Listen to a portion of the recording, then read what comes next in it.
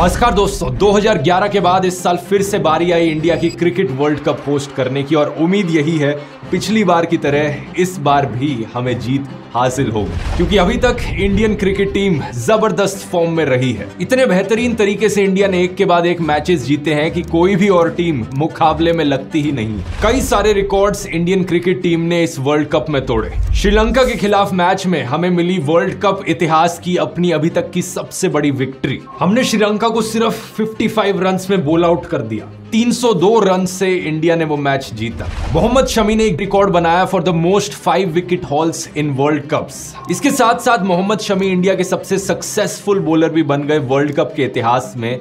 45 wickets इन्होंने ली सिर्फ 14 matches में। इससे पिछला रिकॉर्ड था जहीर खान का 23 मैचेस में 44 विकेट्स का। और फिर हाल ही में हुए सेमीफाइनल मैच के बाद इन्होंने और भी कई रिकॉर्ड्स तोड़े। इनकी 7 विकेट्स और 57 रन की परफॉर्मेंस बेस्ट परफॉर्मेंस रही है किसी भी इंडियन के द्वारा ओडीआई क्रिकेट की हिस्ट्री में। और साथ साथ ये फास्टेस्ट बॉलर बन गए इतिहास में 50 विकेट हॉल को क्रॉस करने वाले सिर्फ 17 इनिंग्स के अंदर।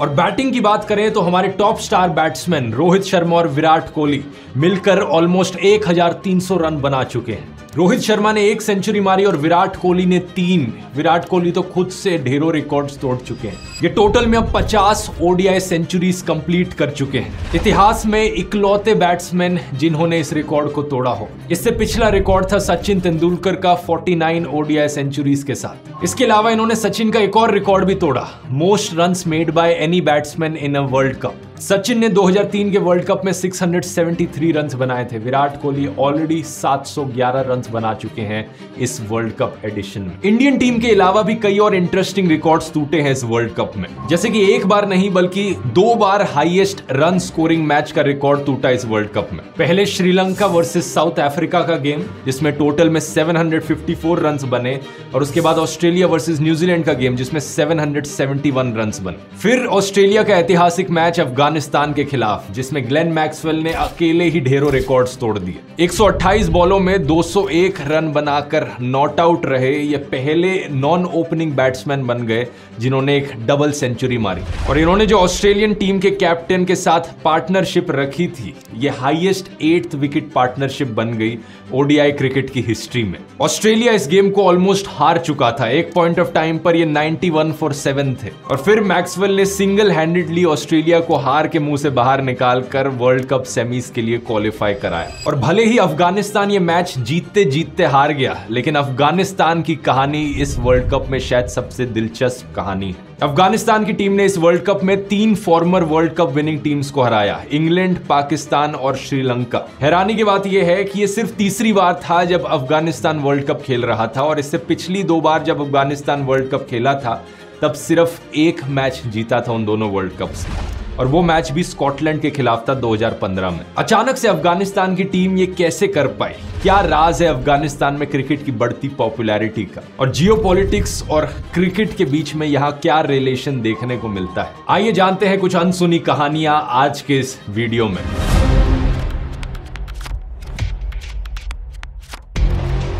आज के दिन क्रिकेट दुनिया का 2nd मोस्ट पॉपुलर स्पोर्ट है फुटबॉल के बाद। अंदाजा लगाया जाता है कि अप्रोक्सीमेटली 250 करोड़ लोग यानी 2.5 बिलियन लोग क्रिकेट को फॉलो करते हैं। वहीं दूसरी तरफ करीब 3.5 बिलियन लोग फुटबॉल के फैंस हैं। और ये नंबर इतना बड़ा इसलिए नहीं है क्योंकि इंडिया की पॉपुलेशन बड़ी है, क्योंकि इंडिया की पॉपुलेशन का डबल है ये नंबर ऑलमोस्ट, और हर एक इंडियन भी क्रिकेट को फॉलो नहीं करता है। इसके पीछे क्रेडिट दिया जा सकता है कहीं ना कहीं ब्रिटिश एम्पायर को। इंटरनेशनल क्रिकेट को इंटरनेशनल क्रिकेट काउंसिल यानी आईसीसी के द्वारा गवर्न किया जाता है। इसकी स्थापना 1909 में हुई थी, और 12 देश आज के दिन आईसीसी के फुल मेंबर्स हैं। ये 12 देश हैं England, Australia, south Africa, West Indies, New Zealand, India, Pakistan, Sri Lanka, Zimbabwe, Bangladesh, Ireland और अफगानिस्तान। इन सभी देशों को किसी ना किसी पॉइंट ऑफ टाइम पर ब्रिटिश के द्वारा कॉलोनाइज किया गया था। यही कारण है इन देशों में क्रिकेट की पॉपुलैरिटी के पीछे। यहाँ अफगानिस्तान इकलौता देश है जिसे कुछ हद तक एक्सेप्शन कहा जा सकता है। उसकी बात वीडियो में आगे करते हैं। लेकिन ये जो 12 देश हैं, ये जो 12 फुल मेंबर्स हैं आईसीसी के, ये इकलौते देश हैं जो टेस्ट क्रिकेट में भाग ले सकते हैं। और अभी जो वर्ल्ड कप भी हो रहा है उसमें जो 10 टीम्स भाग ले रही हैं वो इन्हीं 12 में से ही हैं, except Netherlands. West Indies, Zimbabwe और आयरलैंड, ये 3 टीम्स इस साल के वर्ल्ड कप के लिए क्वालिफाई नहीं कर सकी। इनकी जगह नेदरलैंड्स क्वालिफाई कर गया। नेदरलैंड्स खुद एक एसोसिएट मेंबर है आईसीसी का। एसोसिएट मेंबर की जो कैटेगरी है वो फुल मेंबर के नीचे की कैटेगरी है। टोटल में 94 ऐसे देश हैं जो एसोसिएट मेंबर्स हैं आईसीसी के। अब आप सोचोगे कि नेदरलैंड्स देश में क्रिकेट कैसे पॉपुलर हो गया, वहां तो कभी ब्रिटिश ने कॉलोनाइज किया नहीं, नेदरलैंड्स तो एक यूरोपियन देश है। तो इसके पीछे 2 बड़े कारण हैं। पहला तो ये कि नेदरलैंड्स इंग्लैंड के बड़ी करीब है। इतिहास में पहली बार क्रिकेट को इंट्रोड्यूस किया गया नेदरलैंड्स में ब्रिटिश के द्वारा ही, कुछ ब्रिटिश लोग जो वहां मूव कर गए थे। इसके बाद जो एलीट डच लोग थे, जो अपर क्लास डच लोग थे, क्रिकेट की पॉपुलैरिटी उनके बीच बढ़ी। और दूसरा कारण, नेदरलैंड्स ने खुद कुछ देशों को कॉलोनाइज किया था कैरेबियन में, जैसे कि सूरीनामे का देश। तो उन देशों के इमिग्रेंट्स जब नेदरलैंड्स मूव हुए वर्ल्ड वॉर 2 के बाद, तो क्रिकेट की पॉपुलैरिटी और बढ़ गई वहां। लेकिन इसके बावजूद भी ये कहना जरूरी है कि फुटबॉल और फील्ड हॉकी जैसे गेम नेदरलैंड्स में कहीं ज्यादा और पॉपुलर है क्रिकेट के कंपैरिजन में। हालांकि इनकी टीम वर्ल्ड कप के लिए क्वालिफाई जरूर कर गई, लेकिन क्रिकेट इतना भी ज्यादा पॉपुलर नहीं है नेदरलैंड्स में। इंडिया की बात करें तो ये साल 1721 में पहली बार था कि एक क्रिकेट मैच इंडिया में खेला गया। ये मैच खेला था ईस्ट इंडिया कंपनी के सेलर्स ने गुजरात में खंबात नाम की एक जगह पर। इसके बाद लेट 1700s तक ऑस्ट्रेलिया में भी क्रिकेट पहुंच चुका था और न्यूजीलैंड और साउथ अफ्रीका तक क्रिकेट को आने में अर्ली 1800s तक का समय लगा। आयरनी की बात यह है कि जहां एक तरफ इंग्लैंड ने इतने सारे देशों में क्रिकेट पहुंचाया, वहीं दूसरी तरफ ज्यादातर कॉलोनाइज देशों ने क्रिकेट वर्ल्ड कप को इंग्लैंड से पहले जीता। सन 1975 में पहला क्रिकेट वर्ल्ड कप खेला गया था जिसे वेस्ट इंडीज ने जीता। इसके बाद 1979 वाला भी वेस्ट इंडीज ने जीता और यह तीसरे वर्ल्ड कप में था जब ट्रॉफी इंडिया के पास आई 1983 में। इसके बाद ऑस्ट्रेलिया, पाकिस्तान और श्रीलंका जैसे देशों ने सबने एक बार तो वर्ल्ड कप जीता ही है, लेकिन यह सिर्फ 2019 में ही था कि इंग्लैंड ने पहली बार वर्ल्ड कप की ट्रॉफी को हाथ लगाया। और जीतने से याद आया, अगर आप अपनी जिंदगी में जीतना चाहते हैं, अपनी जॉब, अपने करियर, पढ़ाई या किसी स्पोर्ट में, किसी भी चीज में जीतने के लिए नंबर 1 चीज जिसकी आपको जरूरत है वो है डिसिप्लिन। यानी कि अपने लक्ष्य पर फोकस रहना, अपने ऊपर सेल्फ कंट्रोल रखना और दिन प्रतिदिन कंसिस्टेंसी बनाए रखना। लेकिन हम में से ज्यादातर लोग इन सिंपल चीजों में फेल हो जाते हैं। अपने काम पर ध्यान देने की जगह हम टाइम बर्बाद करते हैं फोन उठाकर रोज उस पर स्क्रॉल करते हुए। ये मेरे साथ भी बहुत होता था, लेकिन फिर मैंने अपना एक नया सिस्टम बनाया प्रॉपर टाइम मैनेजमेंट का। इसकी मदद से मैंने खुद को इतना डिसिप्लिन बना लिया है कि मैं आपको कंसिस्टेंटली ये हाई क्वालिटी वीडियोस दे पाता हूं हर हफ्ते, वो भी साथ साथ दुनिया ट्रैवल करते हुए और ट्रैवल व्लॉग्स बनाते हुए। और इसी सिस्टम से, ताकि आप भी अपनी जिंदगी में डिसिप्लिन ला सके, मैंने बनाया है ये टाइम मैनेजमेंट कोर्स आपके लिए। टोटल में ऑलमोस्ट 10,000 से ज्यादा लोग इस कोर्स को ले चुके हैं और आप स्क्रीन पर देख सकते हैं इनके रिव्यूज। इनमें से कईयों को कितना लाइफ चेंजिंग लगा ये कोर्स। आप भी लेकर देखिए, मुझे यकीन है कि आप भी एक बड़ा बदलाव नोटिस करेंगे अपनी जिंदगी में इसमें दिए गए असाइनमेंट्स को करने के बाद। आप में से पहले 400 लोग जो इस वीडियो के बाद इस कोर्स को लेते हैं उन्हें 40% ऑफ मिलेगा अगर आप कूपन कोड India40 इस्तेमाल करेंगे तो। इसका लिंक नीचे डिस्क्रिप्शन में मिल जाएगा, नहीं तो इस QR कोड को भी आप स्कैन कर सकते हैं वेबसाइट तक जाने के लिए, जाकर चेकआउट कर सकते हैं। और अब टॉपिक पर वापस आते हैं। 2019 का cricket world cup final match, ज्यादातर क्रिकेट फैंस को याद होगा ये मैच कितना थ्रिलिंग मैच था। और इंग्लैंड को ये जो सुपर ओवर में जीत मिली, ये भी काफी कॉन्ट्रोवर्शियल जीत थी, क्योंकि टेक्निकली ये सुपर ओवर भी टाई हुआ था। इंग्लैंड वर्सेस न्यूजीलैंड का ये मैच चल रहा था जिसमें दोनों टीम्स ने 15 रन बनाए सुपर ओवर में। और रूल्स के हिसाब से क्योंकि सुपर ओवर टाई था, तो जिस टीम ने ज्यादा बाउंड्रीज मारी मैच में उसे मैच का विजेता घोषित कर दिया गया। और इस साल के वर्ल्ड कप में इंग्लैंड 4th वर्स्ट टीम रही। 9 में से सिर्फ 3 मैचेस जीते इंग्लैंड ने। अफगानिस्तान की रैंकिंग भी इस बार इंग्लैंड से ऊपर थी 4 जीतों के साथ। और यहां आती है दोस्तों दिलचस्प कहानी अफगानिस्तान की क्रिकेट टीम की। आज से कुछ साल पहले की ही बात है, 2007 की, जब इंडिया ने T20 क्रिकेट वर्ल्ड कप जीता था। तब अफगानिस्तान की क्रिकेट टीम को लोएस्ट डिवीजन में क्लासिफाई किया जाता था आईसीसी के द्वारा। डिवीजन 5 या आईसीसी के एसोसिएट मेंबर्स की सबसे खराब डिवीजन होती थी। लेकिन जिस साल T20 की पॉपुलैरिटी बढ़ी, वही साल अफगानिस्तान की टीम के लिए टर्निंग पॉइंट बन गया। पहला T20 वर्ल्ड कप सितंबर 2007 में समाप्त हुआ, जिसे इंडिया ने जीता था। इसके अगले महीने एशियन क्रिकेट काउंसिल ने अपना एक T20 कप खेला। इसमें 10 एशियन एसोसिएट टीम्स ने पार्टिसिपेट किया। Hong Kong, Kuwait, Malaysia, Nepal, Oman, कतार, सऊदी अरेबिया, सिंगापुर, यूएई और अफगानिस्तान। ग्रुप स्टेज में अफगानिस्तान ने 4 में से 3 गेम्स जीते और सेमीफाइनल्स में यूएई को हराकर ओमान के साथ फाइनल्स खेला। फाइनल्स के दिन दोनों टीम्स का टाई हो जाता है और ओमान और अफगानिस्तान इस ट्रॉफी को शेयर करते हैं। अफगानिस्तान के लोगों के लिए इस ट्रॉफी की बहुत अहमियत थी क्योंकि क्रिकेट की दुनिया में ये पहली बार था कि अफगानिस्तान की टीम ने कोई ट्रॉफी जीती हो और इसके बाद से तो इन्हें कोई रोकने वाला नहीं था। 2008 में इन्होंने आईसीसी वर्ल्ड क्रिकेट लीग जीती जो डिवीजन 5 की लीग थी। उसके बाद इन्होंने डिवीजन 4 लीग जीती। फिर 2009 में इन्होंने डिवीजन 3 लीग जीती। देखते ही देखते सिर्फ 6 साल के अंदर अंदर ये अपने पहले वर्ल्ड कप के लिए क्वालिफाई कर गए साल 2015 में। लेकिन अफगानी लोगों के लिए इतिहास में ये जर्नी बड़ी मुश्किलों भरी रही थी। मैंने आपको पहले बताया था कि कैसे अफगानिस्तान इकलौता एक्सेप्शन है ब्रिटिश कॉलोनाइज्ड कंट्रीज का। हालांकि ब्रिटिश ने कुछ हद तक एरिया को जरूर कॉलोनाइज किया था अफगानिस्तान में एक सर्टेन पीरियड ऑफ टाइम में, लेकिन पूरे अफगानिस्तान पर ब्रिटिश कभी भी कब्जा नहीं जमा पाए थे। तो क्रिकेट का गेम कोई ज्यादा पॉपुलर नहीं था अफगानिस्तान में हिस्ट्री में देखा जाए तो। दिसंबर 1979 की बात है कि सोवियत यूनियन ने जब अफगानिस्तान को इन्वेड किया तब हजारों अफगान लोग पाकिस्तान की ओर भागे और यहाँ पेशावर के रेफ्यूजी कैंप्स में पहली बार था कि इन लड़कों ने क्रिकेट नाम के गेम के बारे में सुना। रेफ्यूजी कैंप्स में आए लोगों ने पाकिस्तानियों को क्रिकेट खेलते हुए देखा और यहाँ से इन्होंने खुद भी क्रिकेट खेलना शुरू किया। शुरुआत में ये बैट के तौर पर सिर्फ लकड़ियों का इस्तेमाल करते थे और बॉल्स होती नहीं थी तो प्लास्टिक बैग्स को गोल गोल करके बॉल बना लेते थे। कुछ सालों बाद 1992 में पाकिस्तान पहली बार क्रिकेट का वर्ल्ड कप जीतता है इमरान खान की लीडरशिप के अंदर।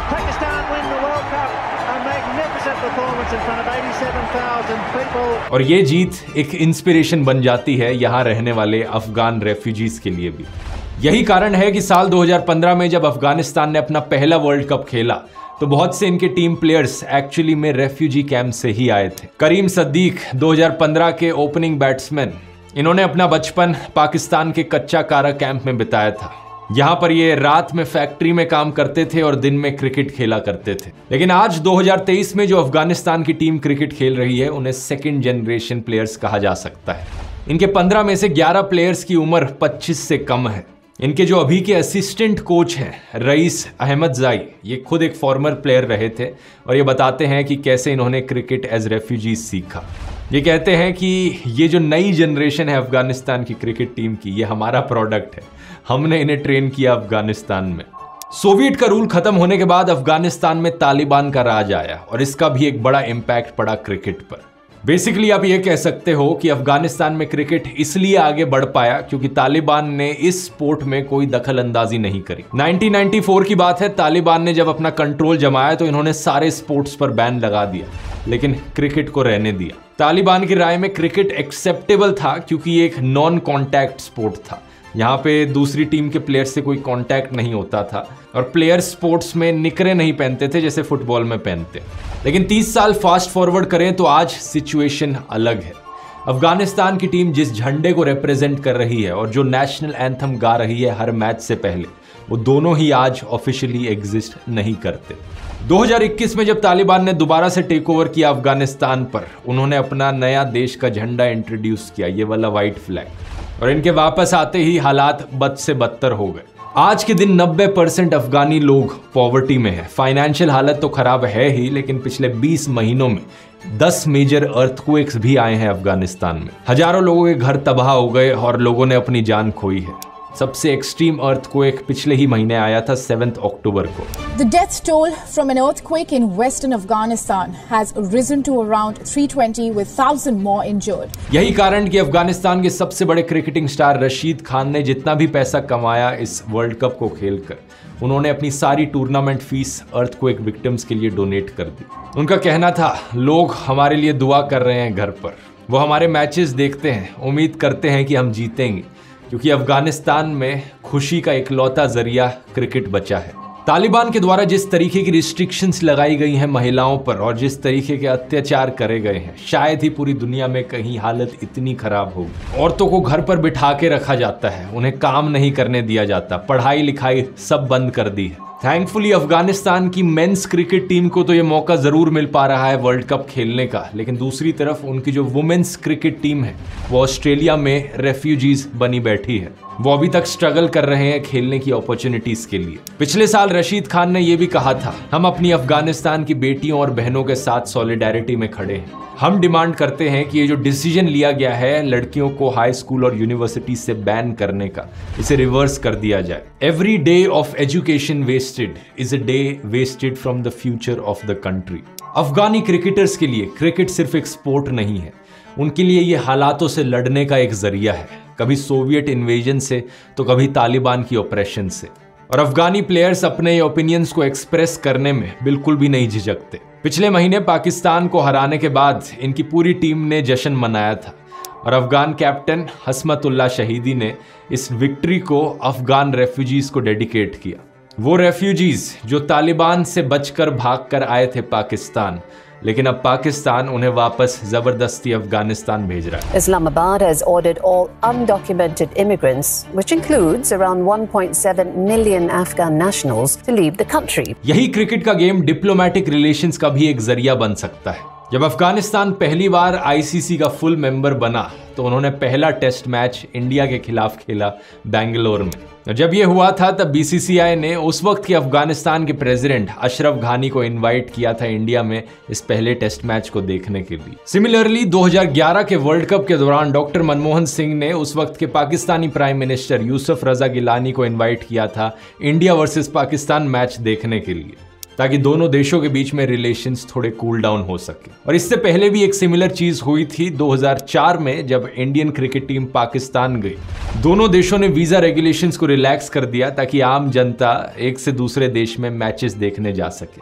इन सब चीजों से आपको अहमियत पता चलती है क्रिकेट की पॉपुलैरिटी की, कैसे ये गेम एक पॉजिटिव इन्फ्लुएंस बन सकता है दुनिया के देशों पर। और शायद इसलिए ही इस गेम को प्रमोट करना जरूरी है बाकी और देशों में भी। कोशिश की जाए कि दुनिया के और छोटे बड़े देश क्रिकेट में दिलचस्पी दिखाएं। लेकिन अनफॉर्चुनेट चीज ये है कि आज ये स्पोर्ट एक ऐसी जगह पर आ चुका है जहां सिर्फ 3 बड़े देश इसे कंट्रोल करते हैं, और सबसे स्ट्रॉन्ग कंट्रोल यहां पर इंडिया का ही है। मैंने आपको पहले बताया था कि कैसे आईसीसी के अंडर 12 फुल मेंबर्स हैं और 94 एसोसिएट कंट्रीज हैं, पर यह सिर्फ एक थियोरेटिकल मॉडल है। प्रैक्टिकली देखा जाए तो आईसीसी को BCCI, England and Wales cricket board ECB और क्रिकेट ऑस्ट्रेलिया सीए के द्वारा कंट्रोल किया जाता है। इन 3 देशों को हम द बिग 3 करके पुकारते हैं। ये फरवरी 2014 के बाद से और बढ़ गया जब आईसीसी ने कुछ स्ट्रक्चरल और फाइनेंशियल रिफॉर्म्स किए, जिसकी वजह से इंडिया, इंग्लैंड और ऑस्ट्रेलिया के पास ऑलमोस्ट कंप्लीट कंट्रोल आ गया इस स्पोर्ट का। एक समय पर तो पैसे के फ्लो को भी बहुत ज्यादा कंट्रोल किया जा रहा था इन बिग 3 के द्वारा। आईसीसी का total projected gross revenue $2.5 billion का है, उसमें से $570 मिलियन 22.8% शेयर बीसीसीआई को मिलता, इंग्लैंड को 143 मिलियन, ऑस्ट्रेलिया को 132 मिलियन, यानी 5.7 और 5.2% का शेयर मिलता। इस मूव के तहत जो एसोसिएट मेंबर्स थे उनके लिए हार्डली कुछ पैसा बचता। इन बिग 3 को लगा कि जो पैसा इन्वेस्ट किया जा रहा था क्रिकेट की डेवलपमेंट के लिए एसोसिएट देशों में, उससे ज्यादा कुछ रिटर्न नहीं मिल रहा था, तो उसे कम कर देना ही बेहतर था। लेकिन थैंकफुली 2017 में जाकर इस मॉडल को खारिज किया गया और एक नया मॉडल आया। इस नए मॉडल को लेकर जब वोटिंग हुई तो 13 वोट्स इसके फेवर में थे और 1 वोट इसके खिलाफ था, और ये 1 वोट बीसीसीआई का ही था। ऐसा क्यों? क्योंकि इस नए मॉडल के तहत बीसीसीआई को $570 मिलियन मिलने की जगह सिर्फ $293 मिलियन मिलेंगे। 22% से शेयर कट होकर 11% पर हो गया। और साथ में जो एसोसिएट देश हैं उन्हें $280 मिलियन दिए जाएंगे, ताकि सही मायनों में क्रिकेट की ग्रोथ देखने को मिल सके उन देशों में जहां ये गेम इतना पॉपुलर नहीं है। लेकिन अनफॉर्चुनेटली ये मॉडल सिर्फ 6 साल तक चला। इस साल फिर से एक ऐसा मॉडल पास किया गया जिससे बीसीसीआई के पास पूरा फाइनेंशियल कंट्रोल आ जाएगा इंटरनेशनल क्रिकेट का। जुलाई के महीने में आईसीसी ने एक नया रेवेन्यू सिस्टम अप्रूव किया जिसमें फुल मेंबर्स को 88.8% रेवेन्यू शेयर मिलेगा 2024 और 2027 के बीच में। अगले 3 सालों में प्रोजेक्ट किया गया है आईसीसी की अर्निंग्स होंगी अराउंड $600 मिलियन पर ईयर। इसमें से बीसीसीआई को $230 मिलियन मिलेगा, जो कि 38.5% होता है। सभी एसोसिएट टीम्स को कुल मिलाकर सिर्फ 11% मिलना है, और बाकी जो 11 फुल मेंबर्स हैं उन्हें सिंगल डिजिट्स में उनका शेयर मिलेगा। इस नए रेवेन्यू सिस्टम के पीछे वही कारण बताए गए जो 2014 में बताए गए थे कि बीसीसीआई एक्चुअली में कमर्शियली बहुत कंट्रीब्यूट करता है। ज्यादातर एडवर्टाइजर्स जो है, आईपीएल है, ये सब इंडिया सेंट्रिक है, तो 85% कमर्शियल वेटेज दी जाती है बीसीसीआई को। यानी कि क्रिकेट की इकोनॉमी में बीसीसीआई का कंट्रीब्यूशन 70 से 80% है। और इस क्रिकेटिंग इकोनॉमी में सबसे बड़ा कंट्रीब्यूशन एक्चुअली में आईपीएल का ही है, जिसे कैश काउ कहा जाता है। आईपीएल और टी20 क्रिकेट के ऊपर मैंने अलग से वीडियोस बनाया, आप उन्हें जाकर देख सकते हैं अगर आप टी20 क्रिकेट के बिजनेस मॉडल को समझना चाहते हैं, जो वर्ल्ड कप है वो कैसे काम करता है, तो इस वीडियो में मैंने एक्सप्लेन किया था। अब इस सब में क्रिकेट की पॉपुलैरिटी को लेकर एक अच्छी खबर यह है कि जल्द ही ओलंपिक्स में क्रिकेट को इंक्लूड किया जाएगा। इसकी मदद से होपफुली नए लोग क्रिकेट को जानने लगेंगे और देखने लगेंगे। लेकिन अभी तक क्रिकेट को ओलंपिक्स में क्यों नहीं इंक्लूड किया गया था, इसके पीछे भी बीसीसीआई का ही हाथ था। अब आप सोचोगे कि आखिर क्रिकेट को ओलंपिक्स में ले जाने से बीसीसीआई को क्या तकलीफ थी, आखिर इससे इंडिया के चांसेस बढ़ जाते एक और गोल्ड मेडल लाने के। लेकिन बीसीसीआई की ऑब्जेक्शन हमेशा से ये रही थी कि वो अपनी मेंबर ऑटोनॉमी लूज कर जाते इंटरनेशनल ओलंपिक कमेटी के सामने।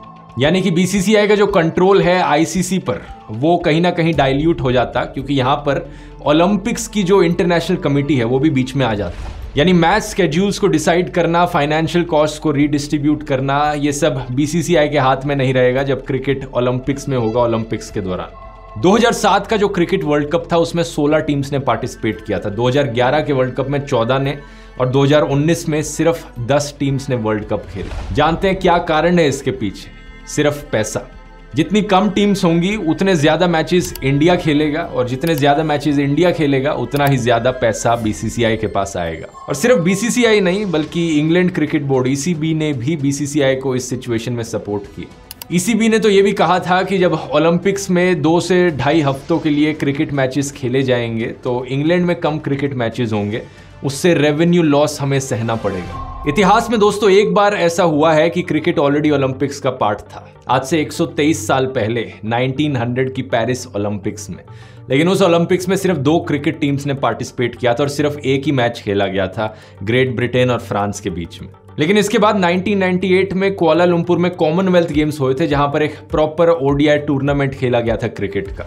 16 टीम्स ने इसमें पार्टिसिपेट किया था और साउथ अफ्रीका ने गोल्ड मेडल जीता इस टूर्नामेंट को जीतकर। दूसरे नंबर पर ऑस्ट्रेलिया की टीम थी जिन्हें सिल्वर मेडल मिला था, और ऑस्ट्रेलिया की टीम के कैप्टन स्टीव वॉग ने उस वक्त कहा था कि ये सिल्वर मेडल जीतना मेरे करियर का हाईलाइट है। Even though Steve Waugh World Cup winning Australian team का भी हिस्सा रहे थे 1987 में।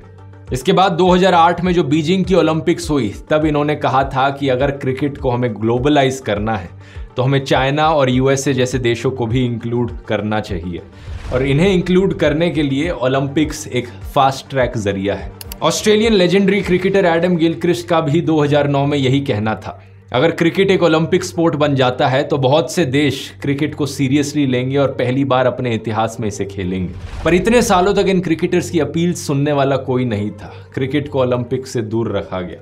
लेकिन अब थैंकफुली ये सब बदल रहा है। आने वाली 2028 की लॉस एंजलिस ओलंपिक्स में टी20 क्रिकेट को फाइनली इंक्लूड किया जाएगा। इसके पीछे एक बड़ा कारण कि अमेरिका में भी क्रिकेट की पॉपुलैरिटी बढ़ रही है।